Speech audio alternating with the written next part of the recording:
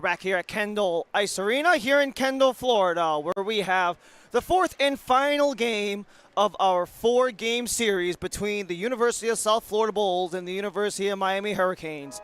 The D3 squad took the loss to the USF Bulls last night by a score of 7-3, as the Division II side just took a 6-5 loss to the USF Bulls. This is actually the second of four consecutive games between Miami and USF, and it'll be an opportunity for the Division III side to get level on the Bulls. Alongside of Connor Stein, my name is Ryan Lee. Thank you so much for joining me here in Kendall, where Miami, they were level the whole way through with USF, but they were absolutely routed in the third and final period, which blew the door open for a 7-3 win in favor of the USF Bulls as we start things off here at Kendall Ice Arena for the fourth and final game of our two-day, four-game quadruple header between the Bulls and the Canes. USF, they're in the white. They'll start things off from left to right to start the opening period of play.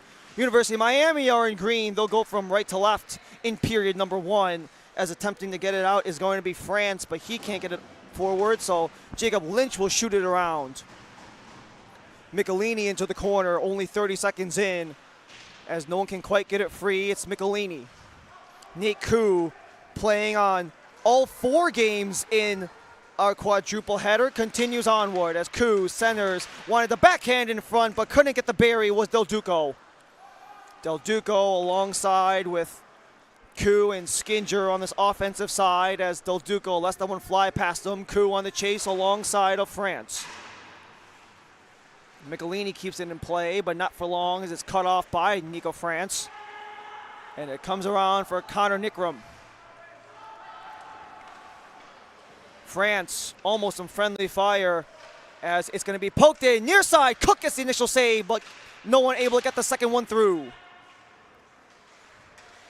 Ryan Cook back in net for the USF Bulls. Jamie Brooks, he's between the pipes for the University of Miami Hurricanes, as that's going to be DeWright who's able to shake off a man, takes a shot from distance, but goes wide after some stick-on-stick.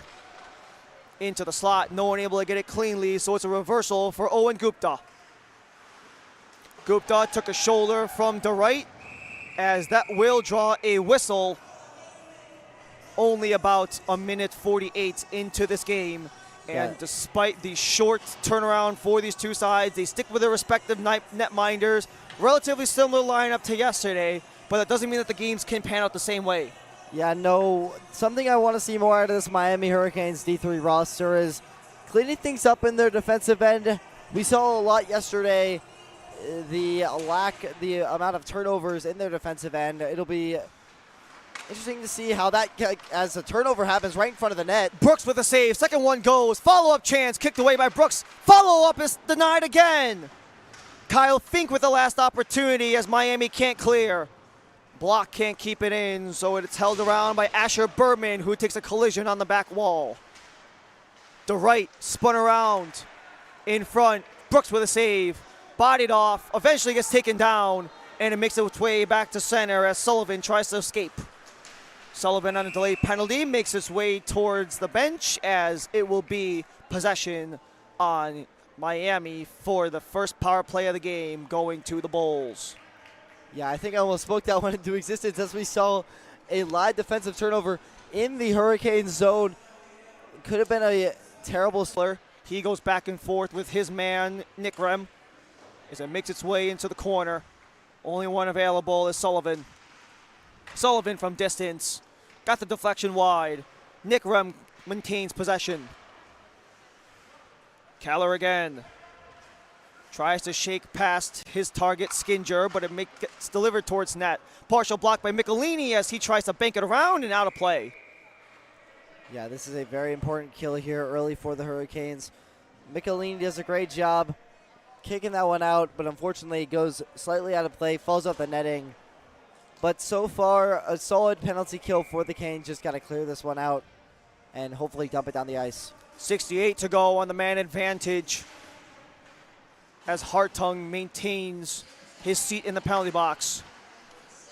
Long distance try on net after Sullivan on the release. Second chance is absorbed by Jamie Brooks. Yeah, nice opportunity right there in front of the net for the Bulls. That was Kyle Fink. You know, we heard his name a lot last night calling this one. One of those difference makers on this USF D3 roster. Kyle Fink, a pair of goals last night, tries to go for 3 on the weekend as that's sputtered out towards center ice by Louis Del Duco. Final 45 to go on the man advantage for USF. Del Duco in front as it was swatted down by Gupta to disrupt things, but it's taken back away by Colby Mang. Turnover for Gupta, he's all alone. Owen Gupta, shorthanded, scores! Owen Gupta, the turnover, the goal, shorthanded, 1-0 Miami.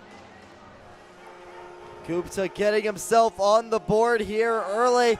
Exactly what those Hurricanes needed. A shorthanded penalty. Power play goal. As we see here, the Bulls kind of recollect and Gupta just kind of maneuvers. I actually had a similar goal just like this in high school. It's very hard sometimes for those defensemen to try to get around the forwards. Sometimes they just don't really expect it. And we saw it in that case there. Owen Gupta, his first goal of the season and his second in College Hockey South, gets the 1-goal advantage as it's a sprint for Michelini, who will win the foot race. Yeah, we talked to Gupta last night in an interview. He was very high spirits. This is his second game of the season, he told me. So, I mean, still getting in the groove of things, but already has a goal on the year. I mean, good for him to kind of contribute to this team, as that's what's I've been preaching about the C3 roster. The more contribution you get from others, the better the outcome will be for this roster. Now, there's still 15 seconds on the man advantage for USF as Gupta gets the first goal shorthanded. Playing in game number 41 of his College Hockey South career, the junior in his 3rd season with these University of Miami Hurricanes. Watches his team win the face-off as it's poked back towards center ice. Coming back is Brandon Stein with Michael Nas. Eventually makes its way towards the boards for John Joyce. Fox finds Joyce as Joyce gets it free, and we're back to even strength. A chance down the lane for Remy Kagan. Drops it behind for Brandon Stein. Turnover by the Bulls. Foot race into the corner. Goes for Sharaburiak. The corner is found by Dylan O'Connor, and he's all alone. Remy Kagan on disruption, but still not free. Fox able to bump his man as Kagan and Fox try to wiggle it away from Colby Mang, who's just pinning it along the boards. Now it's a chance to get loose for Fink as he hits the window. Just sent towards net and swatted down by Miami. Follow-up try goes wide. A lot of usage of the perimeter so far by both teams, kind of trying to use that as a springboard for the next play, as it was a quick little mishap there from Fox. And that had to be let free by Sharaburiak because he was offside, as Sharaburiak, right before he goes to the bench, leaves it behind. Sharaburiak still cannot get off the ice as Michelini just circles back. And finally, Miami can get some fresh legs out. Michelini takes a stumble, but still has possession as we're just inside of the first 6 minutes of play. Couldn't get it out. Taken away. Jacob Lynch wants the point for Jackson Keller. Keller from the blue line goes off the leg of Brooks. Across the attempted for Lynch. Couldn't get it through, and it's now an opportunity for the University of Miami Hurricanes. It is Chris Michelini alongside Block. Michelini tries to go, but he sends it wide. And a crash into the boards. There's a barrage of bodies there, and it will be a stoppage in play after the glass goes off again. We had this in the last game, and then it goes back-to-back games where the repair crew has to come in on the glass. I guess the good news is whoever does maintenance at Kendall Ice Arena, they're going to have their work cut out for them in the middle of the week. Right now, there's not as much effort as there was in the first go-around to the glass popping out, but are they just going to...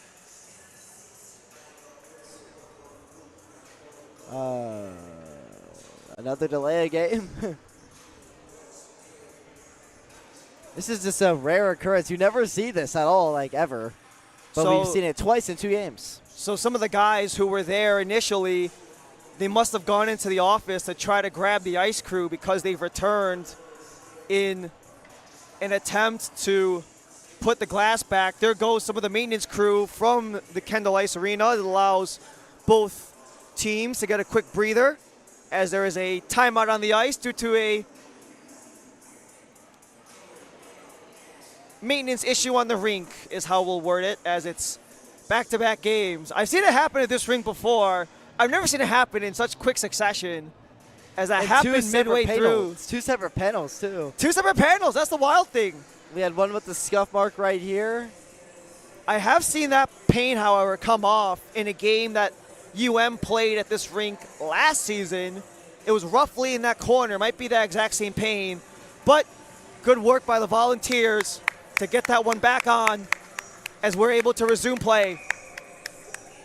A lot quicker this time than last time, though. I remember last time we thought we were going to be gone for 10 minutes. Maybe because the crew, they had the recent experience, so the process is very fresh in their heads. No ladders needed this time as they were able to get it done swiftly.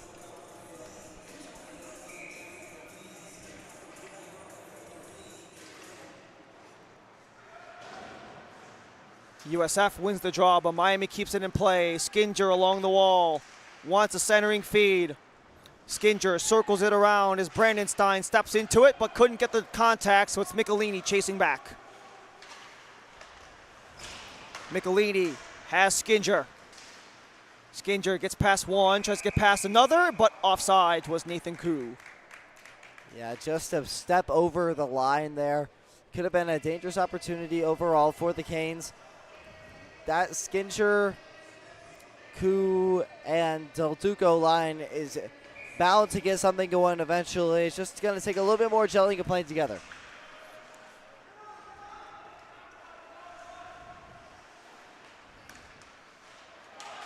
Turnover by Brandon Stein, so an opportunity for Petrov. Tried to walk in, but couldn't get past the man coming back. It was Brandon Stein.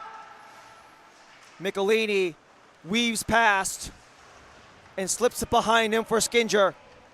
Skinger's got Brandon Stein up top, wanted to feed it across. Potential deflection, but couldn't get it to go, so it's Del Duco. Louis Del Duco has it, makes its way behind for Skinger. Skinger wanted to return for Koo, but couldn't do so. And now it's a chance for the Bulls to carry forward. Nate Koo on the near side just sends that one deep so Miami can make a wholesale change. As Ryan Cook pokes it along, coming off of a win for him. That's his first win of the season, his first full start.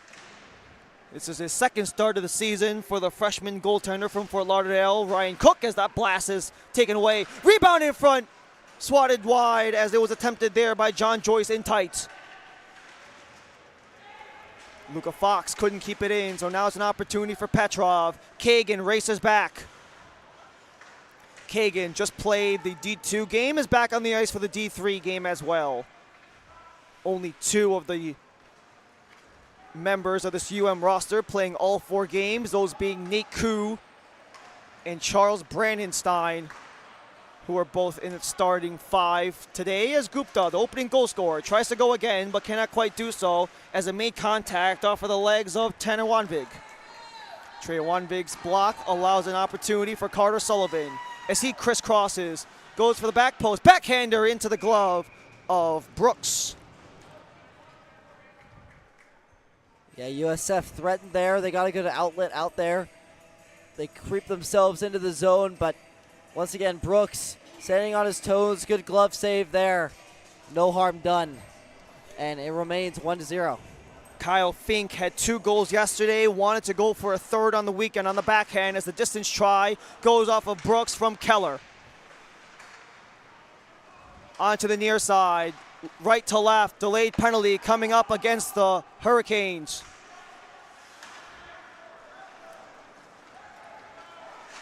Sullivan scores! On the delayed penalty, Carter Sullivan gets that one through, and that is points in all 5 games for Carter Sullivan.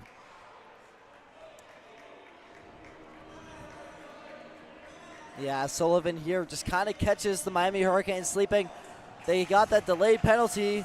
Wasn't really sure where that was, but they enter cleanly into the zone and then just steps in and takes a shot, low blocker, and it is now 1-1 with just under 11 minutes to go here in the first period.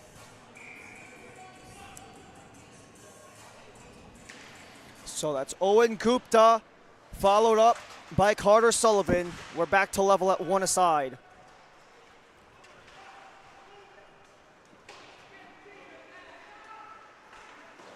A chance to come in, but it's cut off by Jacob Dunlap, so it's an opportunity for Kobe Mang, who just sends it around into the corner. Wanted Mang in tight, but couldn't quite do so, so it's Ethan Block who'll carry it away. Brandon Stein attempted to hit Siegerman, but was cut off by Block. And now that's going to be Brandon Stein, who takes a tumble from behind. And he's back on it, is Charlie Brandon Stein.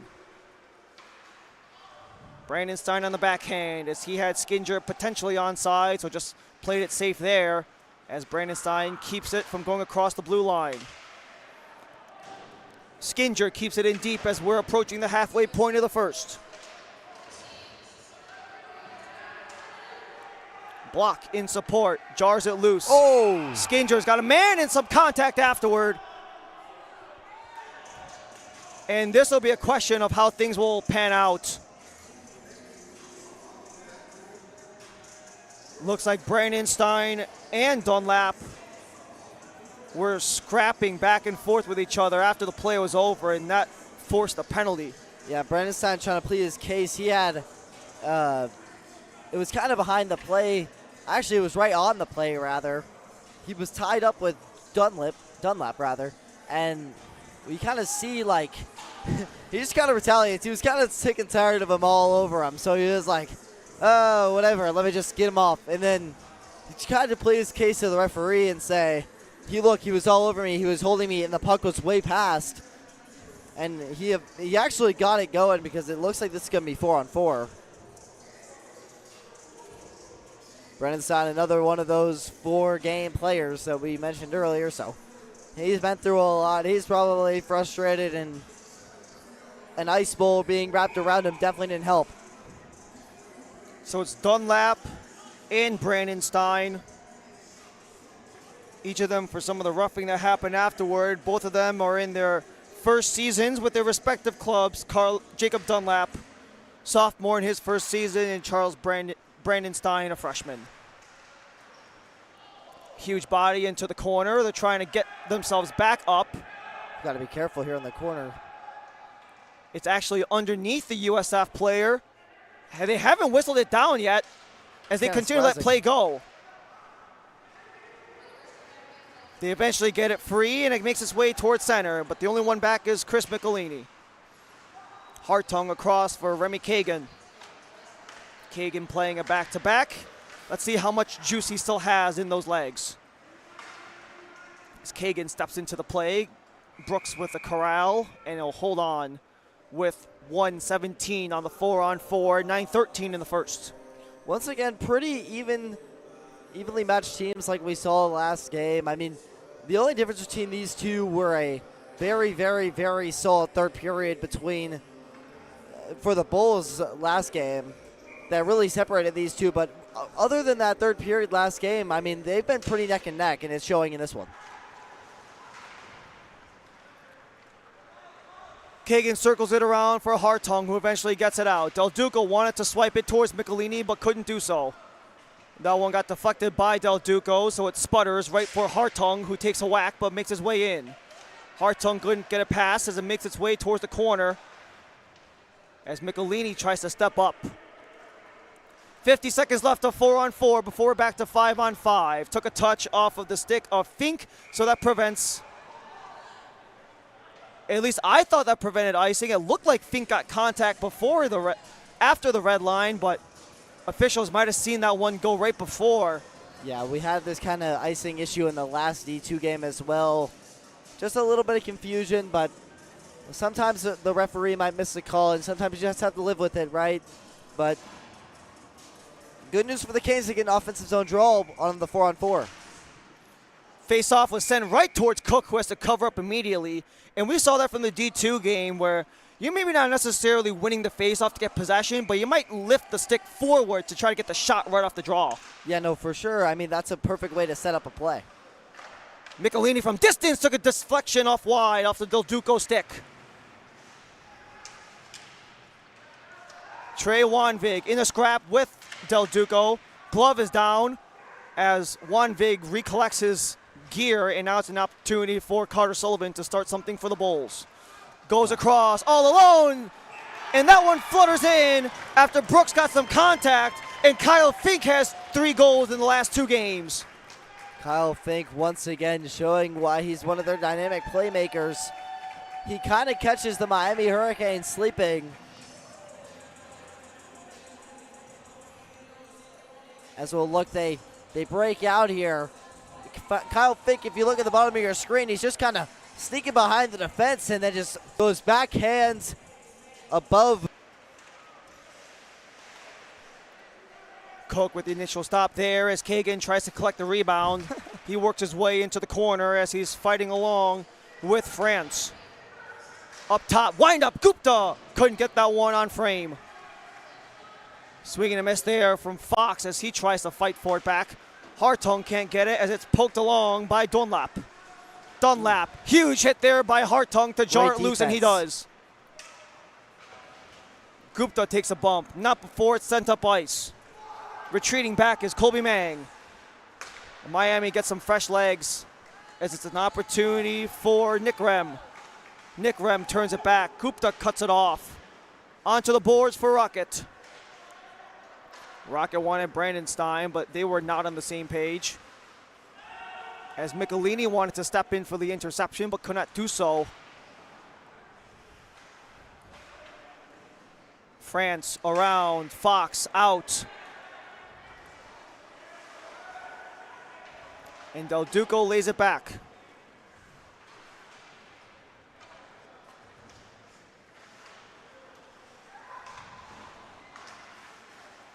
Del Duco at center. UM making some changes as Del Duco takes a body into the corner. It goes for Luke Lamont. As Lamont lays it out. Turnover opportunity for Sheraburiak. Sheraburiak up in tight but gets stripped away as some scrapping away from the play. Block was within the mix. And it most likely is going to not only stop play but maybe bring someone into the box as well. Yeah, Luke Lamont is going to go to the box for interference. I mean, right in front of the net, if you guys saw on the feed, you kind of see right by that circle, you see he just kind of just goes for block, right? He's not playing the puck whatsoever. That's going to be called 1,000% of the time. And now that results in a Miami Hurricanes power play. However, Miami, they were 0 for 4 last night on the man up, so maybe they could finally break through on this 2-game series on the Division III side of things, where Miami were unable to get their second win. However, USF were the team to get the second win. They're at 2-2. Miami's at 1-4 on the season for this D3 side. That lone win against FIT as Brandon Stein holds on at the point. Brandon Stein fakes the windup, goes for Koo. He's got Skinger behind the net as it's banked, and it's too far for Brandon Stein. 1:40 to go on the man up for Miami as Michelini plays it back for Brandon Stein.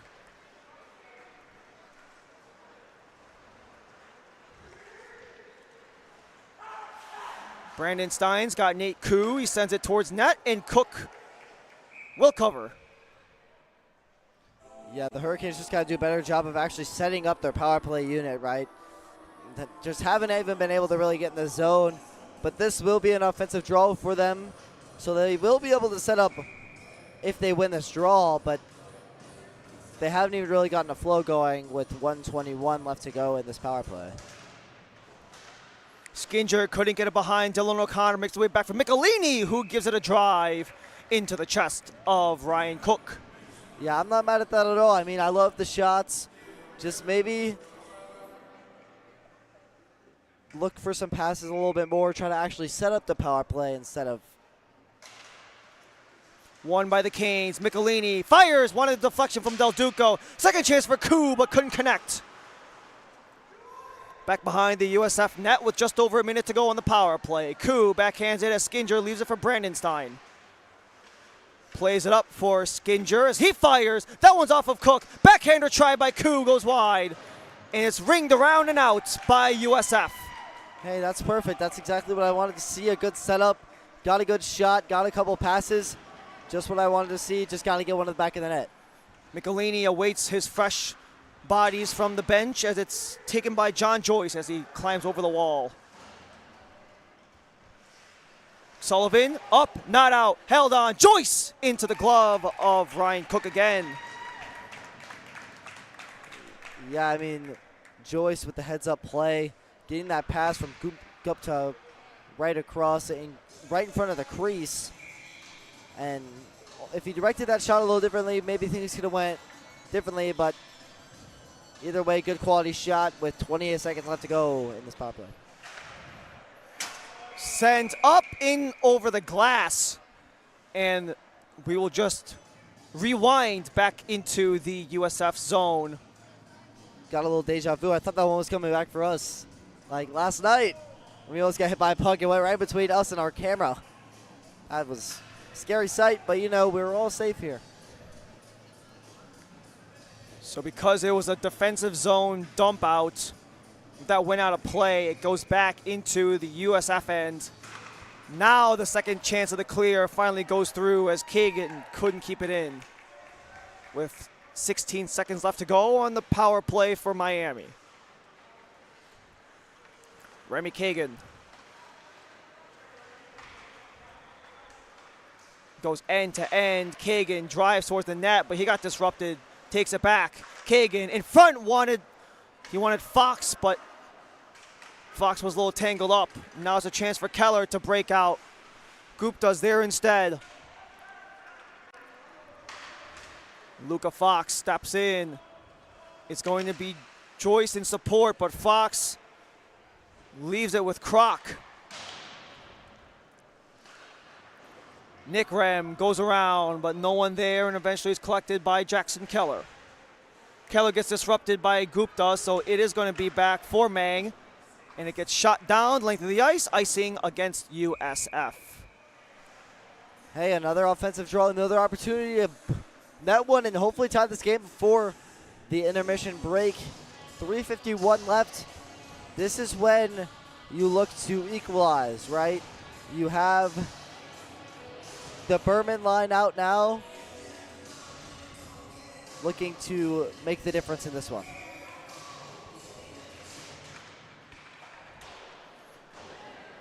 Attempt at net goes wide as Brandenstein steps up. Anzaldi has to come back as there was a USF player ready to chomp at the bit there. But it comes back to the offensive blue line for USF, where it's taken away by Anzaldi. In tight, couldn't get through. Into the corner, Colby Mang back to the point. Couldn't keep it in, was Caritas. Koo banks it for Sharaburiak, and it will be just shy of an icing. Now an opportunity for potential 2-on-1 as Kroc comes in. But Kroc gets cut off by Berman, so nothing else can transpire there as the puck flutters back to center. With 3 minutes to go in the first period of play, Brooks will leave it so it can be played upward for Sharaburiak.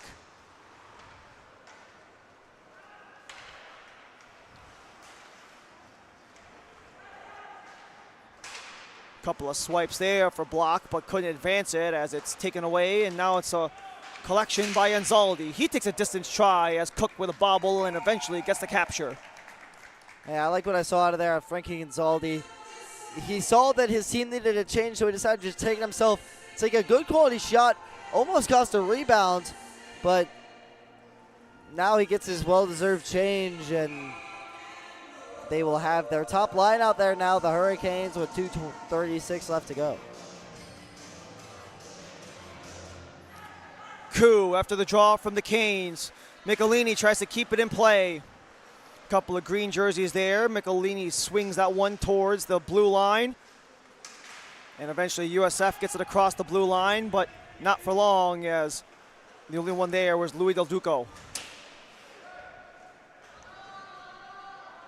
Del Duco sends it in with Coup on the chase. 2:11 to go in the first period of play.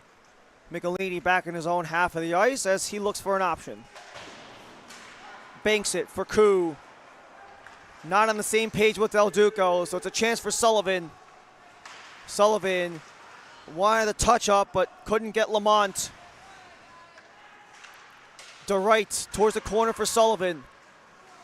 Sullivan, a big body, just sends it towards the corner, and no one is there as Brandon Stein eventually gets it out. It's a foot race for potential icing if Del Duco gets there first. But the puck died right before it got to the red line. So Del Duco is able to get the touch up. Some fresh legs for Miami as it's kept in by Joyce. And the entirety of the U Miami roster was offside, so the only one able to get it is Seal Lenahan.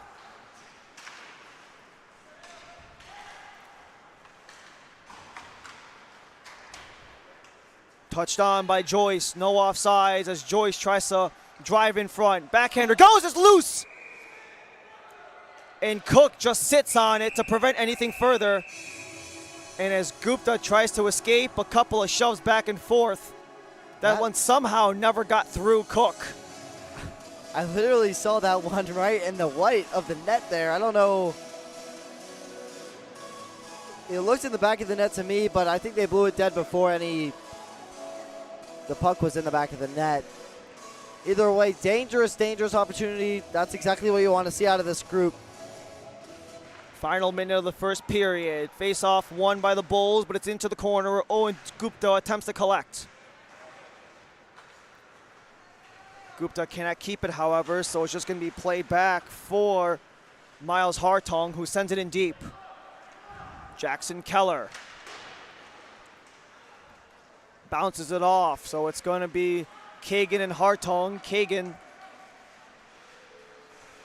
will tightrope his skating inward as he tries to center. Keller on it again as it makes its way around the end. Kagan able to keep it inside of the offensive zone, and a delayed penalty coming up for a rough.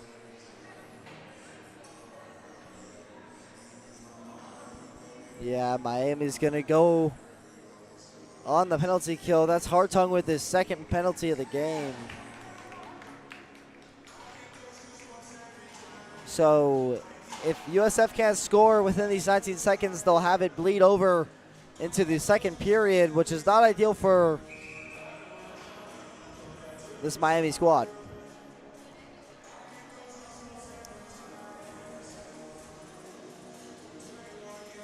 USF did not convert on their first try. They'll get a second bite at the apple, as that is going to be a face-off win for Miami, but couldn't get the clearance. Last power play actually provided an Owen Gupta short-handed goal as it makes its way back to the point for Carter Sullivan. Sullivan sends it wide. Final seconds burn off, and that should just about do it for the first period of play.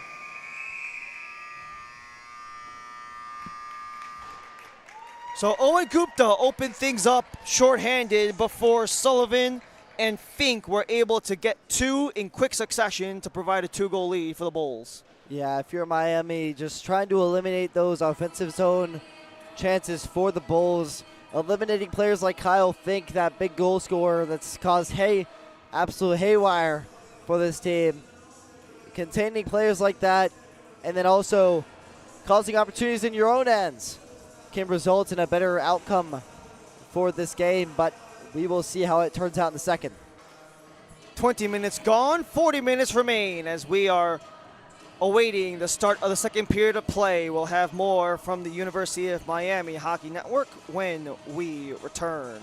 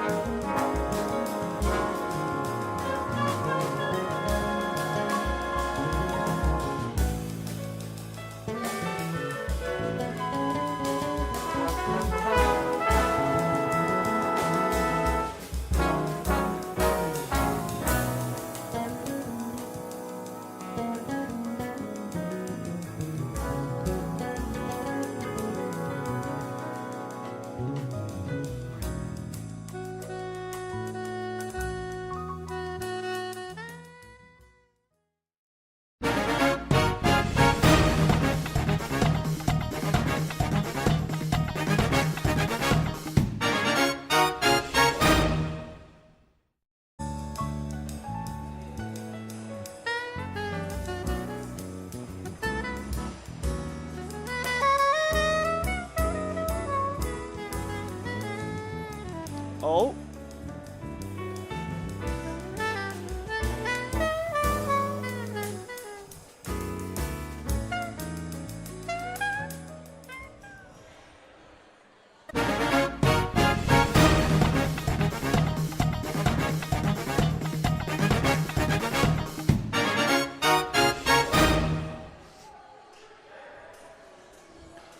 We return here at Kendall Ice Arena for the second period between the University of Miami Hurricanes and the University of South Florida Bulls, where after getting the opening goal in the first period shorthanded, Owen Gupta got things started. However, the party would not last for long as USF would eventually get 2 goals back-to-back, which is how we are in a 2-goal lead for USF after 1 period of play.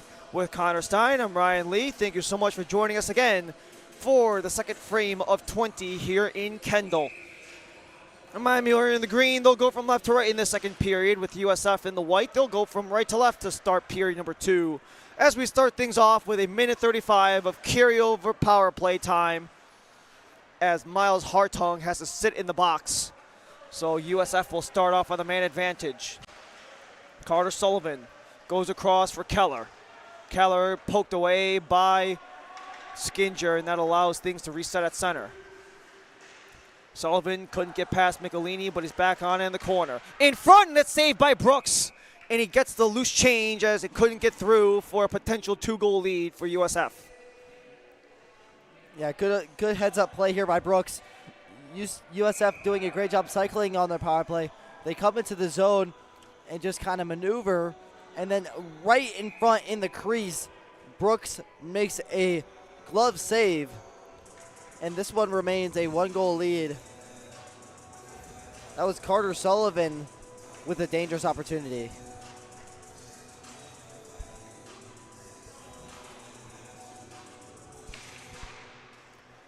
Face-off makes its way towards the USF bench and out as Carter Sullivan tries to cycle it back in.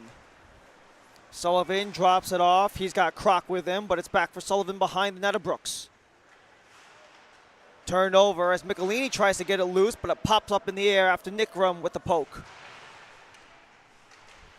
Final 45 to go on the man advantage for USF as Carter tries to get it behind Michelini, who will fire it around and out. Keller replays it towards center. John Croc cycles around and has his man, Kobe Mang. Sends it towards net. It's kicked away easily by Brooks. Jacob Dunlap wants to go in front. Feed. And it's a chance to poke loose for Brandon Stein as it goes across. Couldn't hit Nickram again. Rice off the block by a chasing John Joyce. We're back to even strength as we are back to 5-on-5. Stretch pass. Owen Gupta's on a breakaway again. Gupta to level the game. Scores! Owen Gupta, 2 goals. How about Gupta, man? His second goal of the season, but his second goal in this game. He is the difference maker tonight. Now we see the stretch pass just gets out of the box, and he sprints down the ice and just buries it once again. Gets the USF goaltender to commit. Cook fell down, and all Gupta had to do was just put in the back of the net. Gupta was actually the substitution after Hartung went into the bench. Gupta was out on the ice, so he was by himself. But now USF want to respond, and a quick shot goes into the chest of Jamie Brooks. And he might have got a little whack at the very end there, was Lamont. But nonetheless, we are still tied up at 2 with 17:53 in the second. That's one of those stretch passes that I feel like they've been trying to connect the entire game. But finally, when he's all by himself, Gupta finally connects a cane-to-cane connection.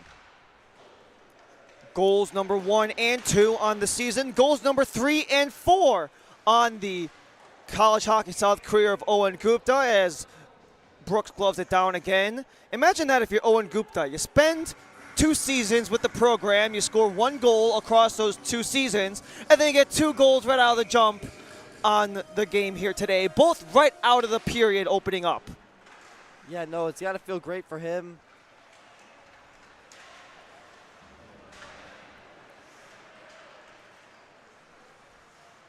USF works behind Brooks' net, but the bank doesn't go well, so it's Hartung who will release that one towards Gupta, who makes the poke upward as Brandon Stein was working his way up, or John Joyce rather. But a pivot there by Lenahan as he tries to shake off Joyce.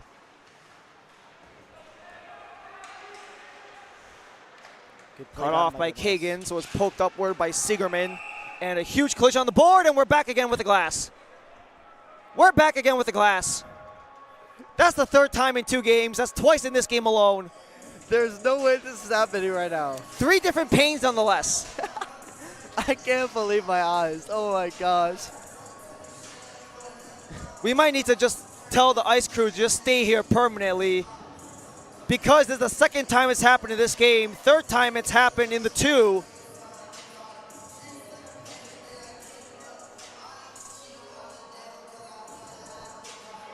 This is just like madness. I just can't believe this. This is like one of those things for people that don't usually watch hockey on this broadcast. I promise you, when you turn on another hockey game, this will not happen. No. I'm telling you. Absolutely not.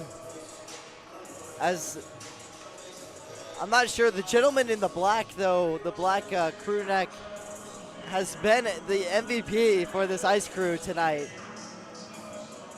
He's done three different glasses, or pallets of glass, I guess you could say. And don't forget, in the first period of the D2 game earlier, they had to stop the game because the Zamboni door wasn't fully locked in. This pane of glass is now locked in. That's 3 different panes all coming off across 2 games. And then you have the Zamboni door in the first period of the D2 game as well. I gotta say, though, they are being really efficient with how they're putting the glass back on. I remember the first time, I mentioned this literally in the first period. I was like, they've got so much more efficient. Times made the third one just come in very now it's swift just like and easily. Slick. It's just, you're just there. They had some practice in the last 2 hours, to say the least. But the faceoff makes its way towards the USF end, where Miami have an offensive zone draw in a 2-2 game, 3 minutes into the second period. Attempting to jar it loose is Berman, and he can't do so, but on the chase is Evan Block. Tipped up and caught down, as it's a quick fumble there by Anzaldi, and no one can quite claim possession. Nas steps up to shoot that one into the offensive end. Michael Nas couldn't quite keep that one in, as it's going to be a 2-on-1 for the Bulls. Here goes Fink. Turnaround shot in front, and that one goes wide. Second chance hits the net, but on the outside. Fink tries to find his man, but it's Michael Nas instead, so it's kept into the blue line by Nicholas France. At the point goes Noah Caritas. He sends it around for Sullivan, who works his way towards the corner. As Sullivan gets the puck dislodged, and it's going to be touched up by Siegerman for a penalty against University of Miami for a slash. Yeah, they're going to get Carter Sullivan got his stick just slashed out of his hand. But once again, we see that Sullivan line really pay dividends against the Miami Hurricanes, just causing all types of problems. And then now, all of a sudden, Bloch takes the penalty, and now you have to fight off a 2-minute power play. 2 minutes on the board for South Florida, who have yet to convert on their 2 tries. They did give up a shorthanded goal, however, to Gupta to open up the game. That was the first shorthanded goal of the season for Miami, as that one gets poked wide.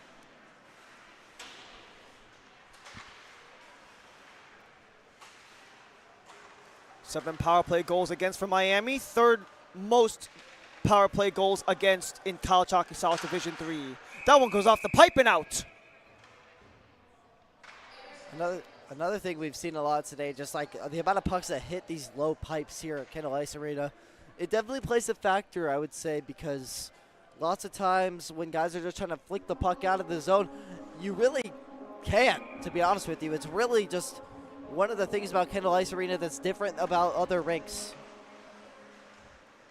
Won by the Bulls. Sullivan keeps it on the blue line for Nick Rem. In front, Brooks with a save. Up, not out. Second chance, Brooks again.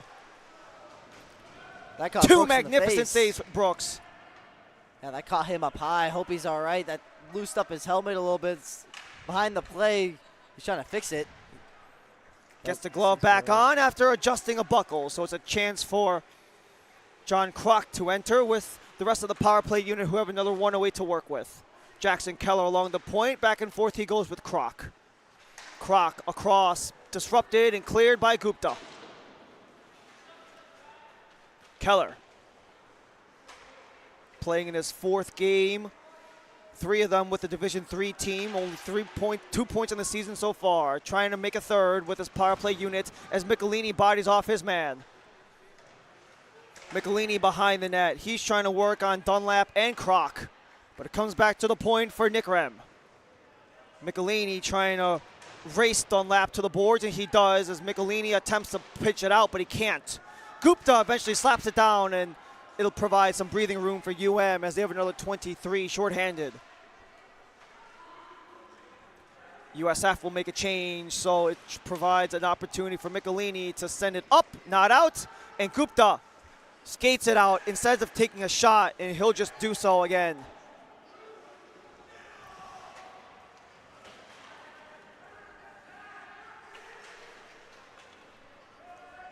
One last clearing attempt. Cook will settle and cover. As much as we've talked about some of the defensive deficiencies of Miami that have come at spurts, they were locked down in the last 2-minute sequence on the penalty kill. No, excellent penalty killing. Exactly what you needed to do when you had a tie game like this with just 6 minutes off the clock in the second period. I think they played that perfectly, cleared the pucks when they needed to, and it worked out for them.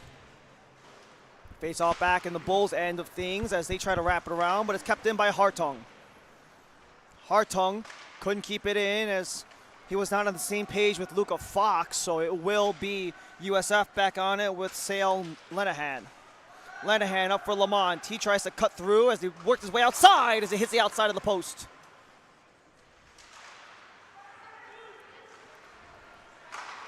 Wide angle, made its way across into the corner. Kagan there first. Couldn't get anywhere to go, so it's Lenahan who tries to send it through. It goes wide, so DeWright will recollect. Lenahan up top. Got disrupted from Fox. Now it's the chance for UMiami to break through as it's Shera Buriak. Couldn't quite connect with Luka Fox, but Miami are back up ice. In front, the rebound in front, scramble in front, poking away at it. Loose puck, no one's got it. And now USF were able to get it clear, but it stays inside the blue line, so Luka Fox is able to collect while Miami makes some changes with 13 minutes to go in the second. Fox tries to body off to right. As it is Asher Berman who is coming back. Before USF will just poke it in again as they make a wholesale change. Michael Nas wants to go for Kagan, who leaves it around for Block. Shera couldn't get possession. Now it's a chance for Fox with Block, but USF on the turnover. Across, hesitates, nice poke check there by Michael Nas. It's a chance for Luka Fox to advance. Block just pokes it along. No icing as Miami will make a change or two, but we got some penalties as well. They're going to get Fox here for maybe a hook, perchance. He got tangled up late with Shera. But they're going to get them both, actually, just for getting him tangled up. But once again, we see a prime example of these referees just kind of saying no can do to any of the after scrums after. So 4-on-4 hockey now. So we've got Shera and we've got Fox, both in the box.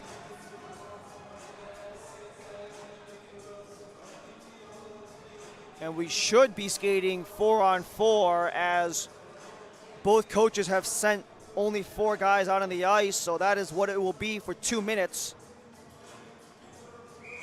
With 12:04 to go, we've got 2 minutes of 4-on-4. Skinger's got Koo, Nas, and Brandenstein. Won by Skinger, but it splits between Nas and Brandenstein. Michael Nas was on this team last year with Division III, who made it all the way a season ago as Koo got tangled up, and now it's an opportunity for Carter Sullivan to skate it up.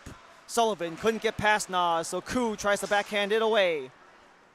Nas, the only one behind Brooks's net, rings it around for Koo. As Skinger takes a stumble, and this will be a USF penalty, and it'll provide a 4-on-3 for Miami. Yeah, we kind of see there Skinger kind of just lost his footing, and we saw the stick kind of go under, and now an opportunity for the Canes. Kyle Fink gets 2 for a trip. So this will be a minute 26 of a 4-on-3 power play before it becomes 34 seconds of a 5-on-4 power play. So no matter what happens, Miami's going to be on the power play. It's just a matter of 4-on-3 versus 5-on-4. But USF gets the initial possession in the clear. Yeah, it'll be interesting to see how they set up their power penalty kill formation. Seems like they're just doing the 3 across here. Yeah, Keller with Sullivan and Wanvig. But entering are the Canes. Michelini up top with Brandon Stein. Wanted to pitch it across for Skinger. Skinger couldn't get it through as it's sent down by the Bulls. 50 seconds of 4-on-3. 122 of power play. Turnover for Carter Sullivan. He's got to beat Michelini. Sullivan with Michelini. They take some contact as Brooks pushes it aside for Chris Michelini. That's captain on captain there as Michelini walks in, fires, kicked away by Cook. Skinger wanted to go for a man. It's a scramble in the crease in front, but no one could get it through. Michelini on possession again. Miami makes a change. Michelini, he's getting eyed by Wanvig. Back to the point for Brandon Stein. Michelini again. Back for Brandon Stein. Brandon Stein awaits as he's got Lynch just waving his stick around, trying to block the lane. And it goes for Skinger. Back for Brandon Stein. Brandon Stein, we're back to 5-on-4, and it's a breakaway. All alone, Landon Dright waits, holds, scores. Yeah, that A was shorthanded goal coming out of the box. Landon Dright gives USF the lead.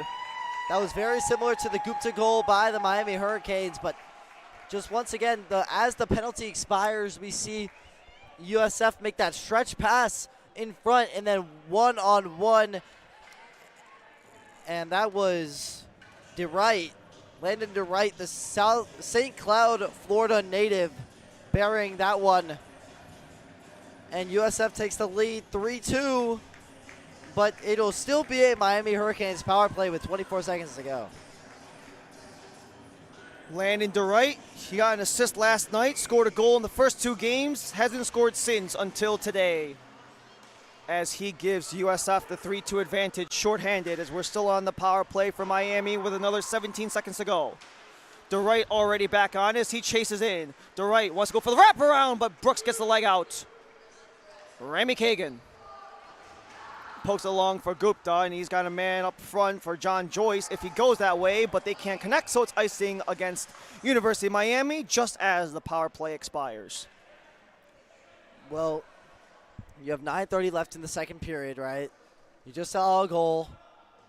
You kind of got to settle down a little bit. It's got a little bit penalty. Yeah, that's a terrible word for that. They've just a lot more penalties recently, but they just got to clean themselves up and just try to look forward to the latter part of the second period. Both the Bulls and the Canes walked into the weekend without a shorthanded goal. They both have one in this game so far. One from Gupta to open things up for Miami, and then Landon DeWright to go ahead 3-2. In front, Brooks with a poke check, so it makes its way back to center ice.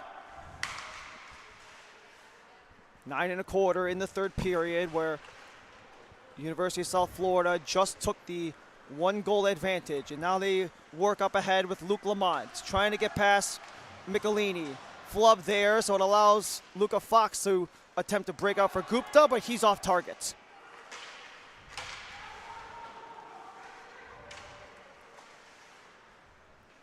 Nine minutes to go in the second period of play, where it is carried up along by John Kroc. Wanted to feed it to center for Connor Nickrem, but they cannot connect. Now it's an opportunity for Siegerman as he's got Joyce up in front. Joyce takes a body. Siegerman with contact. Delayed penalty coming up against University of Miami. And Siegerman just goes straight into the box. He already knows that was him. Yeah, he kind of shrugged his shoulders a little bit there. He's just like, man, why? Why does this have to happen? But nevertheless, Miami will have to go back on the penalty kill with 8:30 left to go in the second period. Just not the way you want to spell it out if you're Tomizo squad. But I think right now you see the USF players kind of huddling. They're kind of trying to dice out where they want to be at. They'll probably distribute. We'll figure out soon if that play works out for them. But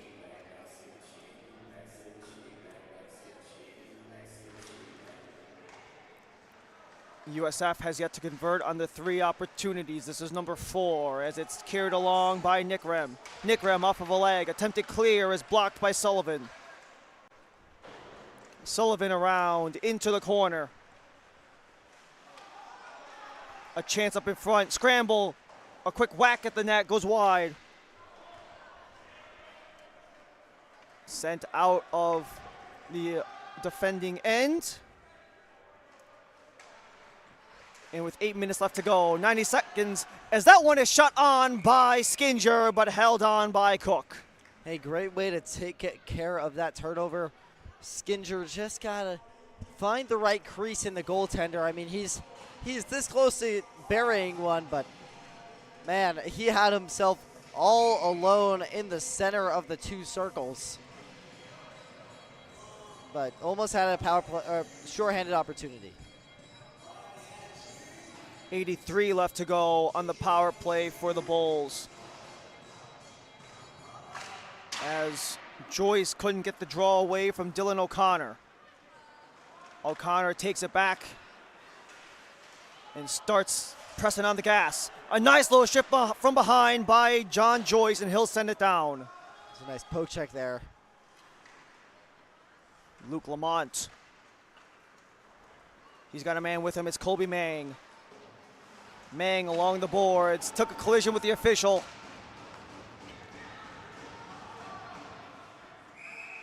And offsides were the Bulls, as the man on the far side, Mang, was a little slow to get back onside. Probably because of that collision with the official near the USF bench, Yeah. but nonetheless, another 50 seconds for Siegerman to sit. That was been an awkward collision. Miami's bench liked to see that one, though. They wanted to see that player on his butt, but either way, 50 seconds left in this power play.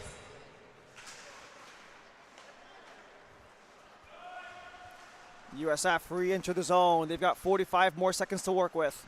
A fake out, but it makes its way back to the point for Landon Dright as he plays catch back and forth with Fink. Up top, off the blocker, punched out by Brooks. Second chance, Dright takes a wind up, and it's sent out by Miami.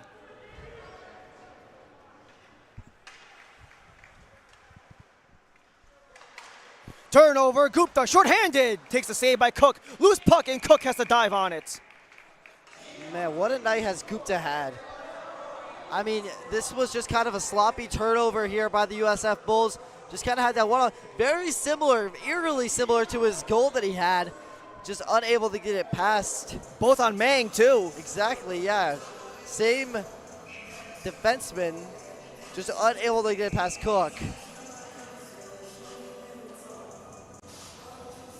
The Hurricanes are in the midst of a change. I'll say they're trying to figure out their substitutions with 18 seconds to go on the USF man advantage as they win the draw. Attempt at Nas. Couldn't convert to the point for Talbot as it can't go through. Side of the slot there as Petrov tried to get it through but could not do so. So is Nas who will poke it up. Petrov wanted to slide it through, but Michelini was there instead, but goes back for Petrov. In front, couldn't get the follow, was Blazak. Blazak on the hunt once more. Michelini looks up, one and block. Was cut off by Jackson Keller. Opportunity as it's a backhand for Petrov as it's in front. Brooks with a save. Second chance is down, and is this icing? It should be.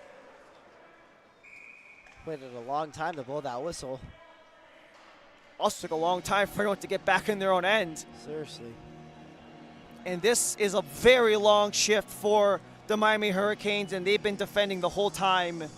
in the last maybe 1 minute plus in this shift. And the long shifts, the doubleheader, some of the guys, some of them on the ice even. Nate Koo is one of the guys out there playing all 4 games. But eventually wiggles past through. DeWright with a shot. Kicked away by Brooks into the corner. DeWright takes it back on the turnover. Michelini tries to just jar it loose in any way, shape, or form, and eventually does, but DeWright is fighting for every inch. Carter Sullivan from the point, saved by Brooks. Second chance is up in front, loose puck, and it's taken away by Ethan Block. Block comes in as he's got some fresh legs on the ice. His whole team was making a change as Block wanted to go for a pass, and now it's going to be USF who will be not called for icing as they just dump it down.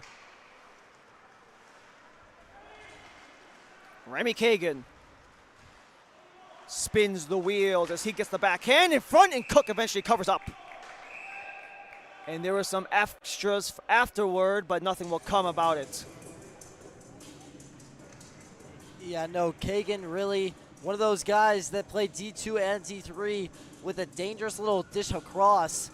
And then some extracurriculars after the play, but Block made sure to stay away because they were probably told to stay away from any kind of extracurriculars if they can, especially being down a goal.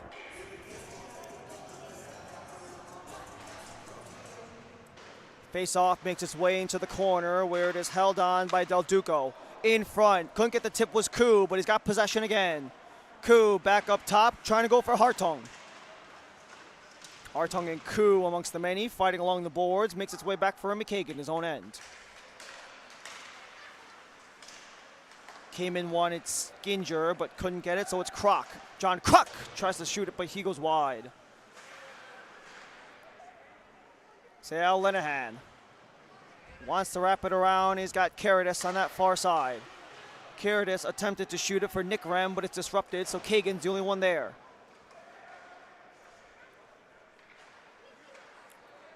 Kagan on the return from Koo. And elevates as Koo is able to glove it down. Koo couldn't corral, however, with 3.5 to go in the second period as it just schemes past Nick Rem and just barely has enough juice for icing, but it is enough.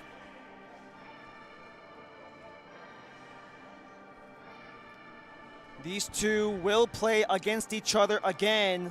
However, it will be in Tampa at USF. So despite having a 4-game weekend between the Bulls and the Canes, this will continue on in the beginning of November, where the D3 squad will travel to Tampa to take on these very USF Bulls for their second weekend of head-to-head battle. And that's an obvious shipping call against Owen Gupta, as he kind of got the blade of the stick stuck in the little notch on the bottom. It's kind of rare to see that one, but it's one of those things you can't really evade, as you can't even try to look not guilty when there's a blade stuck in the middle of the under bridge of the skate. So now USF will head on the power play. That was Gupta, the only goal scorer for tonight for the Hurricanes. Back to the point, a tangle up again, and this might be a 5-on-3 for the Canes. And they'll have to take that as it's already back-to-back penalties. Yeah, another tangle up. Joyce just kind of stick around, just trying to, they're going to call hooking on that, but just trying to get the puck out of the skates of, I believe, a USF Bull, and they will now have to survive a 5-on-3 for 1 minute and 50 seconds. So it's essentially a 1 minute 50-second 5-on-3 before it becomes 10 seconds of 5-on-4. They haven't posted on the board yet, which is what they're trying to do. And there is going to be a 1 minute and 6 second differential between the penalty clock and the game clock. We've had some of the issues with the scoreboard here before, which is the cause for the delay. And there it goes. John Joyce in for 2 for hooking. Right after Owen Gupta got in for tripping. Keller, wide angle, absorbed by Brooks. Brooks gotta just play his game here. Not getting helped out with these shorthanded opportunities, but he's just gotta stay on his toes. Kagan couldn't get the draw through as it goes for Jackson Keller. Keller across, Michelini with a stick, and sends it down. Great stick there by Michelini, making sure no harm was done. If I'm Kagan here, I'm just trying to get this puck low and then to retreat because you're on a 5-on-3. 3 defensemen for Tom Mamello on this 5-on-3. You got Brandon Stein, Michelini, and Kagan. Kagan races back as Carter Sullivan makes his way up. Leaves it behind as Brooks just lets that one squeeze between the pads on the release by Connor Nickrem.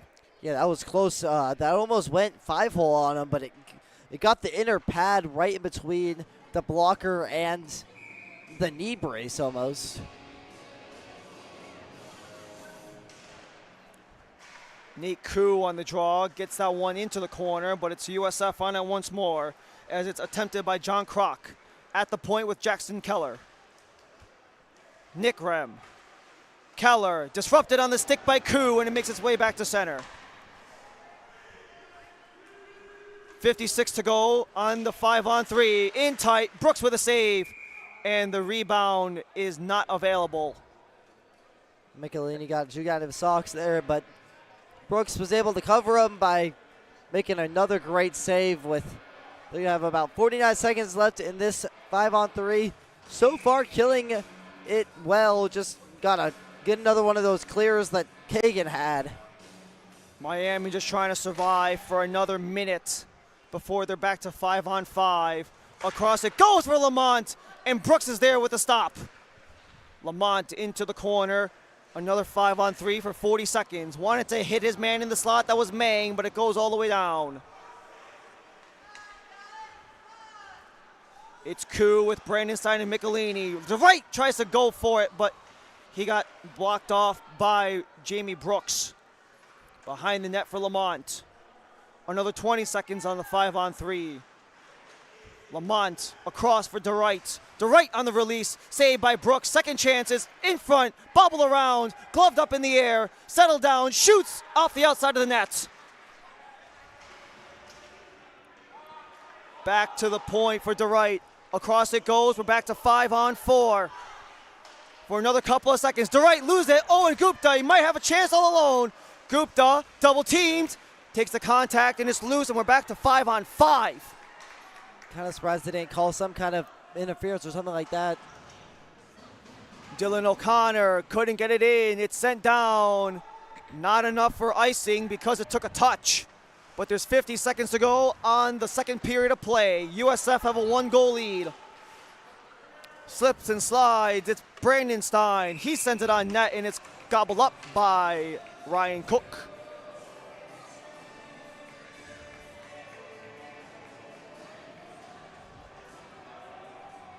Hey, 40 seconds to go, offensive draw. This could be a great way to end the second period. I mean, USF seems like they've controlled most of the second period.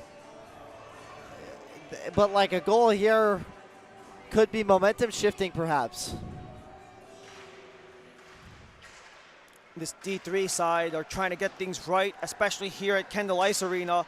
Their two games versus USF in the beginning of November are the last 2 road games that this D3 side will have to play the rest of the year.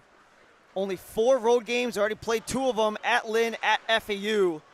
And then those 2 games at USF for the final 2 road games. So they got to get right and not just do so, but do so here in Kendall as Carides tries to come in. Brooks with a save.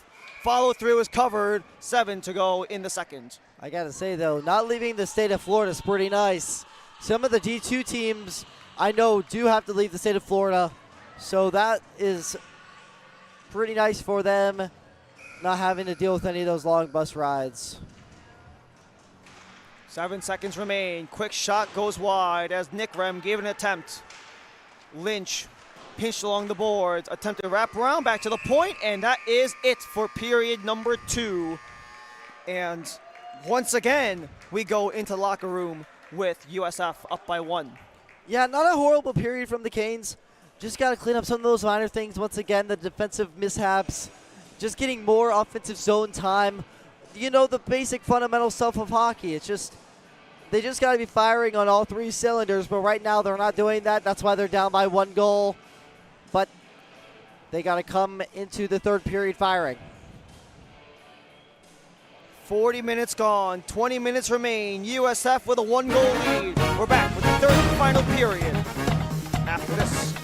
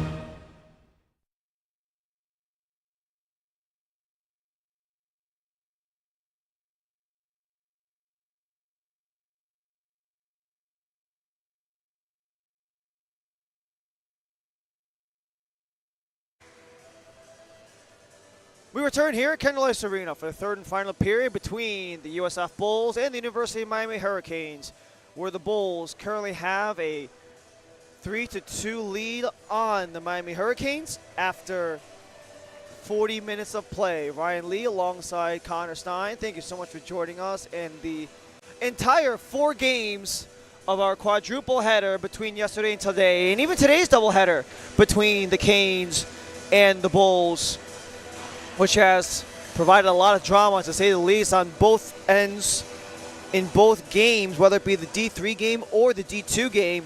Lots of drama ahead, and with 20 minutes to go in a 1-goal game, the drama could most likely only continue from here. Yeah, for sure. This has been a really good series between these two teams, but we know this third period is the crucial deciding period. We saw in the last game this D3 squad of USF kind of ran away with it. It was very close after the second period, kind of similar to this one, except they were tied in the last game, and this one they're down by 1, but still, it'll be really interesting to see what kind of tone each team sets going into this final frame. And you also have the extra element of, at least we saw in that D2 game, you can make the argument that the D2 squad got goalied a little bit because of the introduction of Connor Sheridan between the first and second, and Ryan Cook has come up with some big saves and big moments as well. Yeah, absolutely. This kid he's been on his toes the entire night, absolutely show-stopping, just like his counterpart in D2. But, I mean, having a good goaltender is the difference maker in a game. That's how you make it deep in the playoffs. That's how you make it to the playoffs. That's how you win championships. USF want to break above 500 with their third win today in 5 games. University of Miami, they just want to inch closer to 500 with their second win of the season, as Brooks has to make his first stop of the game, as USF will have the offensive zone draw only a dozen seconds deep. It's a 3-2 game. Owen Gupta started things off in the first period, shorthanded, where eventually it was back-to-back goals with Sullivan and Fink, and then Gupta got a breakaway again to make it 2-2, not before Landon Dright got a shorthanded goal himself, which is how we got to this 3-2 scoreline, as Miami are struggling to get it out of their own end. As it just goes back and forth, no one quite able to claim it, but Skinger eventually gets it for Del Duca. Del Duca gets it out. Sends it across where he's got a man, Kobe Mang. Mang sends it towards net. Brooks will leave it and let the play stay alive. In front, and that one hits a body before it comes through, but it comes back for France. He sends the shot wide where it's held on for O'Connor. Off the backboards where it's Dunlap. And it's cleared by Miami, but is it enough for icing? Doesn't really matter anyways, because it took a touch, and then Cook plays it around, so both teams will get some fresh legs out with Nate Koo on the forecheck. Remy Kagan tried to disrupt Sullivan, and Sullivan's got a full head of steam. He takes a bump with Hartung as it makes its way around. Fink, already a goal today, 2 yesterday, as he backhands it, trying to drive the net. Lenahan slides through, flubs on the shot, second chance for DIII. DIII tries to evade past Joyce, and now it's a chance for John Joyce. He's got a 2-on-0 with Gupta. Joyce gets bodied off as Lamont was on the back check. Tremendous back check there. Really saved the goal. Kagan pops up in the air. Sullivan can't corral, so it's Nick Rem. Luca Fox tried to advance it upward for his target, Asher Berman, but they were not together there, so Sullivan gets bodied off. Second chance is into the chest of Jamie Brooks. I mean, Miami had that breakout opportunity right there. Just great back checking there by the USF goals. Look to see more of that later in this period. Especially when you're down 1 goal, you got to start thinking, when are we going to put one in the back of the net? How long is it going to take? And then you also have to protect your own net as well. Back to the point, follow through, interrupted for Lynch as it's kept on. Follow-up try is taken wide by Nick Rem. Eventually out of the zone, and eventually shot down for Anzaldi. And the only ones back are Jackson Keller alongside Trey Wanvig. Jackson Keller alongside Trey Wanvig. Koo tries to keep it in, but it's Anzaldi from distance. He lets it fly, but he's well wide. Michael Nas wanted to chip it, poked along by Cook. Nick Rem into the corner. Enter Wolves, Hurricanes eventually jar it loose. Sharaburyat. Back to center it goes for John Kroc, who will get the reception after Miami gets some fresh bodies out. And it's Keller to enter. Keller took a huge hit from Skinner. Probably delivered a stinger, if anything. And it's sent down as Brooks lets that one float past him, but it made contact with Brooks, so it's no icing. Skinger. A little bit of a flub there, so Koo attempted the interception but couldn't get past the strong stick of France. Now it's Nathan Koo at center ice. Koo, he walks in, waits for numbers as he slides it around for Skinger. Skinger around the boards. Talbot lets it free. Skinger around the boards. Talbot lets it free. And it's Michelini back for icing against USF. And it's Michelini back for icing against USF. But also you have a holding penalty in the mix as well. They are. Yeah, someone tried to drop the stick to avoid the penalty, but it got called anyway, and now the Canes down 1 goal, having to kill off another 2-minute power play. Good news for the Canes is they've been so effective already. They have not let a power play goal in after 6 tries, and the reason it's in the neutral area is because, yes, USF got the power play, but they also iced the puck simultaneously, so that's the way it's going to pan out here, as it is going to come back Michelini to bank it off the glass and down for Gupta.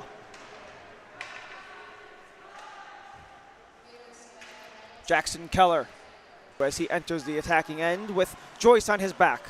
Joyce goes for Nick Rem, where it goes up top for Sullivan. He takes a shot through traffic, and Brooks had to make a couple saves to prevent anything from squeaking through. And it's clear there from Miami as Carter Sullivan attempts to come back.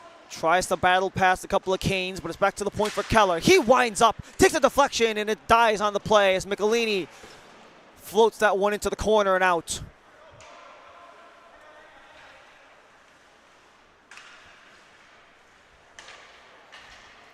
Brandon Stein Tries to go for Joyce, and eventually Joyce gets it down.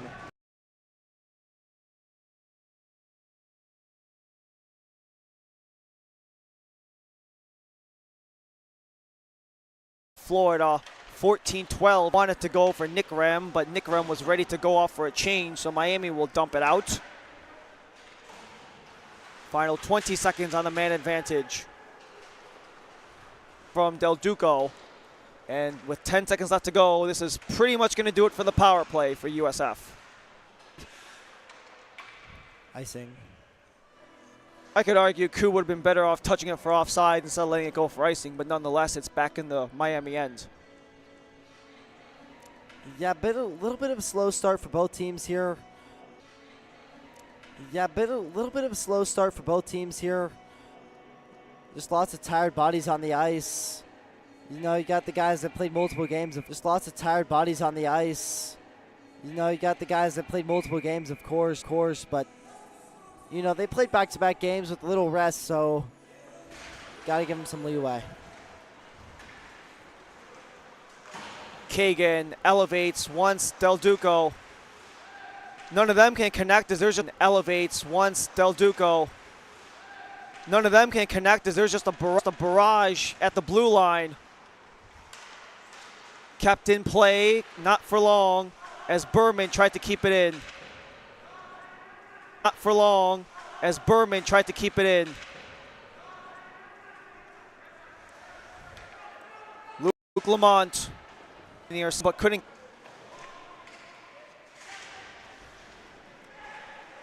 Berman on the forecheck, wrap around it. They get waved off.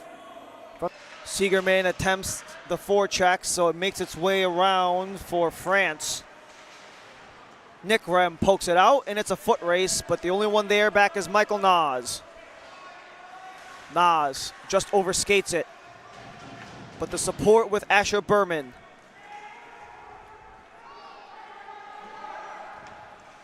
You normally have Michael Nas and Jonathan Nas out together, but Jonathan out due to injuries, so that is one less body for Tom Mamello to use on this D3 squad as Jacob Lynch plays it all the way back. Del Duco fires it in deep where Koo is able to collect. Back for Skinger. Still inside the blue line. Scrap at the blue line. In front of the USF bench. A whole pile of bodies there.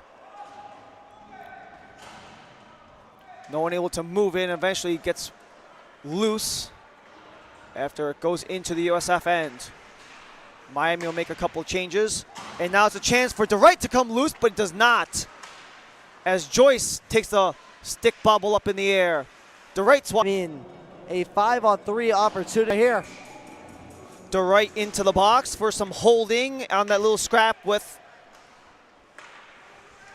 Brandon Stein along the far wall. In front, attempted to go for a Skinger, but it was disrupted by Nick Rem. Into the corner.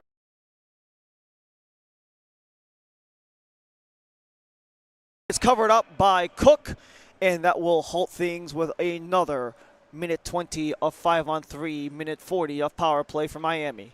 But as you were saying earlier, Ryan, this team has faced a lot of power play troubles, right?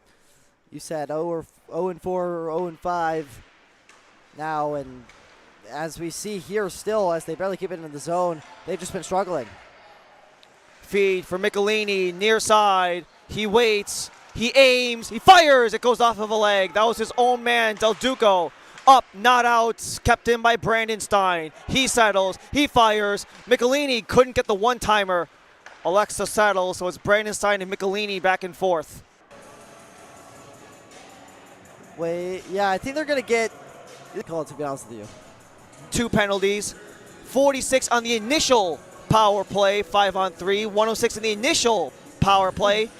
And then after that, how are those extra minutes going to be dished out? We'll find out as the feed is cut off in the low slot by Lamont and out towards Brandon Stein. Yeah, they don't even have 3 penalty slots on the scoreboard, so. 5-on-3, we skate. Michelini walks in, saved by Cook. No, but your approach definitely doesn't change on this 5-on-3, as it's the same amount of players that you were playing against earlier in the power play, but now you just have an extra man in the box if you're USF and some crucial penalty killers in the box for them, so about 30 seconds left on this 5-on-3. Well, we will see, actually. We'll see how they dish out those minutes, but... Joyce on the draw with Michelini beside him. Up top for Brandon Stein. Brandon Stein fires, is saved by Cook. Sent up and out by USF, and now it's a foot race with Colby Mang. Mang with Brandon Stein. Couldn't get the shot off as both Brandon Stein and Michelini were ready. 8:20 to go. Final 10 seconds on the initial power play. 5-on-3 as it's Joyce in front. One at Fox. They can't connect. Back to the point for Brandon Stein. Now it's a fresh 2 minutes after the 5-on-3, so it's a fresh 5-on-3 for 2 minutes. 15 seconds and another 150 plus on the power play. Brandon Stein on the point. He fires. He kicks it wide. Is Joyce behind the net. Gupta in front. One of the hat trick. Loose puck. Gupta follows through. Michelini can't get the touch out. Gotta watch out. He's got one behind him. Is Kyle Fink out of the box in front and couldn't get the shot off as he sends it wide. Oh, Brandon Stein almost got caught without looking, man. He just almost disastrous. So after the initial 5-on-3 gets cleared up, there's an extra 2 minutes of power play time for that delay of game. So that just extends the power play for Miami, but they haven't been able to do much of it as they are 0 for their last 9 in this 2-game series alone. Remy Kagan comes in, walks in tight, attempts the wraparound, follow-up, save made, second chance. Diving block made, but it's back for Hartung. He sends it in. Scores!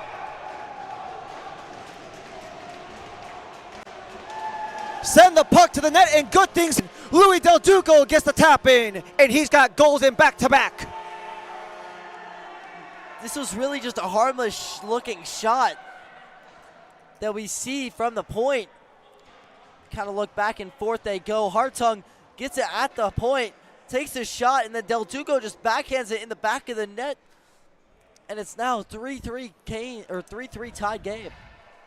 On the power play was Del Duco.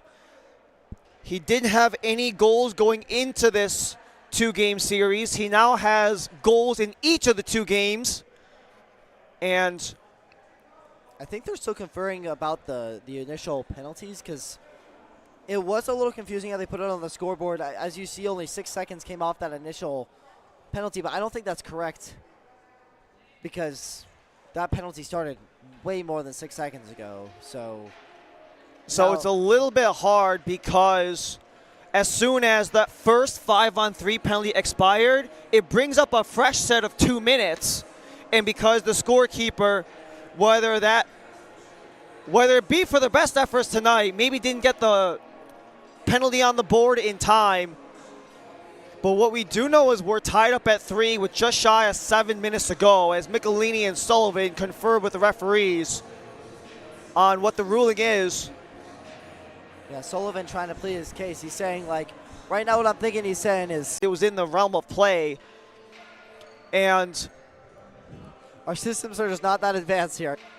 And our systems are just not that advanced here at Kendall Ice Arena. But, you know, we make do with what we got. Yes, we do. But what we do know is Louis Del Duco gets the tap in on the net side scramble. And as we wait along, let's take one more look at how we got to 3 aside. Yeah, once again, the Hurricanes just doing a great job cycling, right? But Hartung takes this shot that looks a little harmless, hits a body in front. Del Duco, once again, just backhands it over the pad.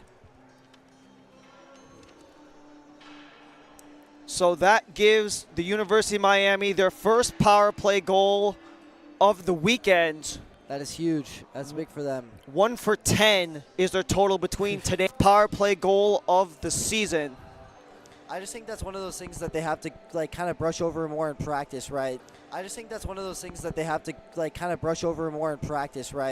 You know, repetition in this sport is very, very, very important. We know, but just overall, more reps as a unit in the power play is very important. But I could see some confusion because a lot of these guys play two-way, so it's a little bit more difficult. But they're making do with what they got. as we still await. You know things are messy when they have to bring out the actual page of the rule book to read it to the players. Everything going. They already put the puck back at center ice, so they're anticipating a face-off upcoming. And upcoming for the University of Miami and for these D3 USF Bulls. Another doubleheader against these two sides back in Tampa to start off the month of November on the 2nd and 3rd. The second of 4 consecutive games between Miami and South Florida. While the D2 side, they come back here versus Tampa twice on the 8th and 9th of November, the same time where Miami will play Florida State's D3 team. So a lot of things upcoming. Another quadruple header for the Canes on that weekend of the 8th and 9th between the D2 and D3 teams of the Florida State Seminoles.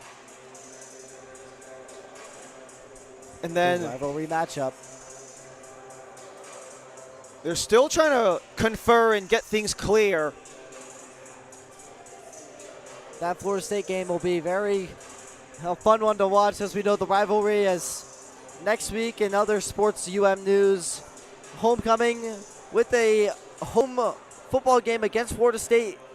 I will be there. That will be a fun one to watch.